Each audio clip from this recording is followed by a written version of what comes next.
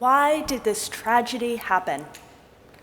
The question comes to us in a million ways after disasters both far-reaching and terribly intimate. And it comes in this week's Parsha when our story takes a tragic turn. Two of Aaron's sons die unexpectedly just after having been installed as priests. And in attempts to explain this bizarre episode, we see different theologies at play, all dealing with that same core question: why did this tragedy happen? We read, "Now Aaron's sons, Nadab and Abihu, each took his fire pan, put fire in it, and laid incense on it. And they offered before God Eish Zarah, alien fire, which had not been commanded of them. And fire came forth from God and consumed them. Thus they died before God."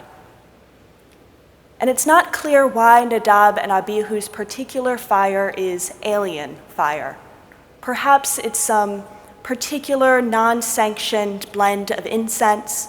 Perhaps the fire is alien simply because it was not commanded by God or Moses. Whatever the alien fire is, it immediately elicits deadly, godly fire. So why do the priests die? The first theory: the divine fire that consumes them is divine punishment. The Torah does not identify their sin, so commentators imagine an appropriate sin to retrofit the punishment. One idea connects their deaths with God's warning that priests are not to drink wine or other intoxicants before entering the tent of meeting. According to this theory, Nadab and Abihu were drunk when they offered the alien fire, and God kills them for the sin of drunkenness during ritual officiation.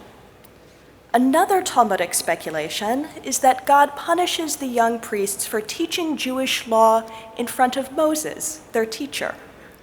This, in the rabbinic imagination, is so arrogant, it's a sin. And in another midrash, Nadab and Abihu walk behind Moses and Aaron, and the young men gripe, when will these old men die so that we can be leaders? And God later kills them for their cruelty toward their elders. So all of these rabbinic speculations are variations on theory one, that Nadab and Abihu's deaths are punishment. The problem with this theory is that there's no evidence that they sinned. Nowhere in the Torah does it say that Nadab and Abihu were drunk when they offered the alien fire. Nowhere does it say that teaching law in front of Moses is a sin. And nowhere does it say that Nadab and Abihu disrespected the older leaders of the community. Edward Greenstein of Bar-Ilan University teaches that there is no divine logic for Nadab and Abihu's death. He writes, "The search for a reason reflects a drive for order.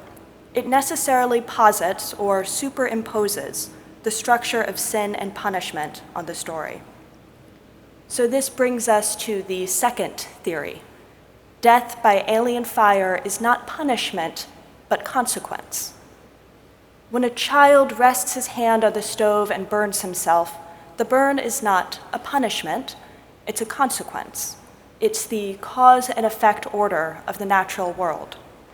So perhaps when Nadab and Abihu offer alien fire in the Mishkan, what happens next is not divine punishment, but rather a fact of the world.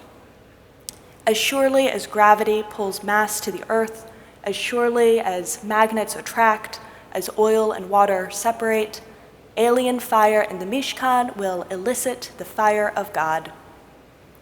Thus is the natural world that God established long before Nadab and Abihu stepped into the Mishkan with their fire pans. After Nadab and Abihu die, Moses attempts to console their father, Aaron, by saying that God held the young priests close despite their premature death. To that we read, "Vayidom Aharon," Aaron was silent. We don't know what Aaron's mourning looks like or how he felt about Moses' attempts at consolation. Even more silent than Aaron is his wife Elisheba, mother of Nadab and Abihu. Elishaba's silence is so absolute it is not even recorded in the Torah. So the third theory explaining tragedy is more accurately the absence of an explanation. It is silence. When tragedy strikes, we seek explanation. The rabbi sought divine explanation premised on sin and punishment. Today, we modern people might seek logical explanation, asking, did he smoke? Were they wearing seatbelts? Was she vaccinated? The underlying question is the same. What did they do to deserve this? We want to know what choices led to a tragic outcome because we want reassurance that similar disaster will not befall us, that we know better, we act better. But holding by the theory of silence, death by alien fire is neither punishment nor consequence, but mystery. There are simply tragedies that cannot be explained by divine choice or scientific reason. When Aaron encounters such a disaster, the death of his sons, he stands in silence. So does the biblical character Job. After Job has been tormented, his family killed off, his wealth gone, his health in shambles, God asks him, do you know the laws of heaven or impose its authority on earth? Can you send up an order to the clouds for an abundance of water to cover you? Can you dispatch the lightning on a mission and have it answer you, I am ready? Job says to God simply, how can I answer you? I clap my hand to my mouth. Job, like Aaron, is silent. Per this third theory, in the face of tragedy, silence is the most humble and honest response.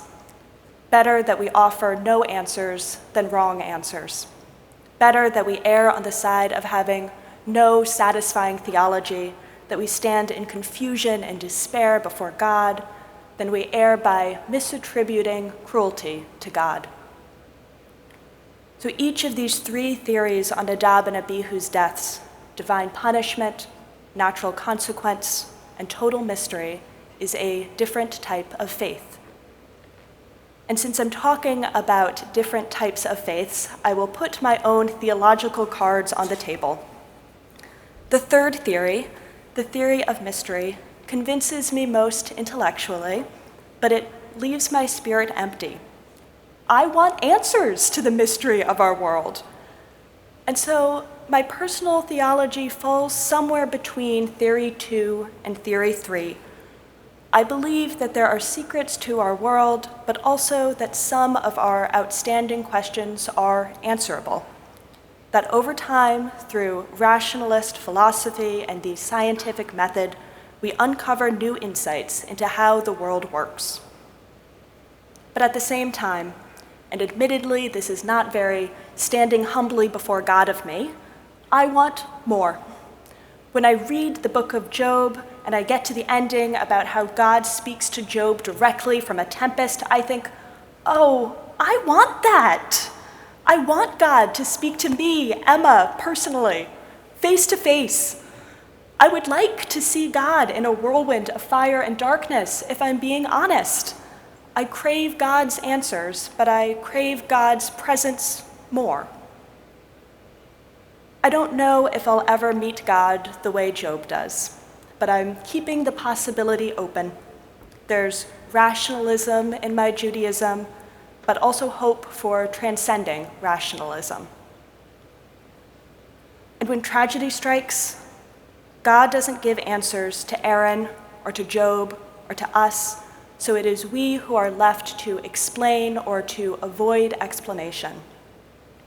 I have shared a bit about the theology that most satisfies me. Likely other clergy will feel differently, and I invite you to ask them, but more important, to ask yourself what you believe on the question of suffering. Perhaps one or more of the three perspectives explored tonight will be compelling to you.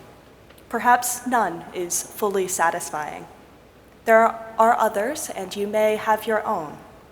Our tradition has no single pat answer, but rather a wealth of wisdom to draw from. and each of us is entrusted and compelled to find our own answer. Shabbat Shalom.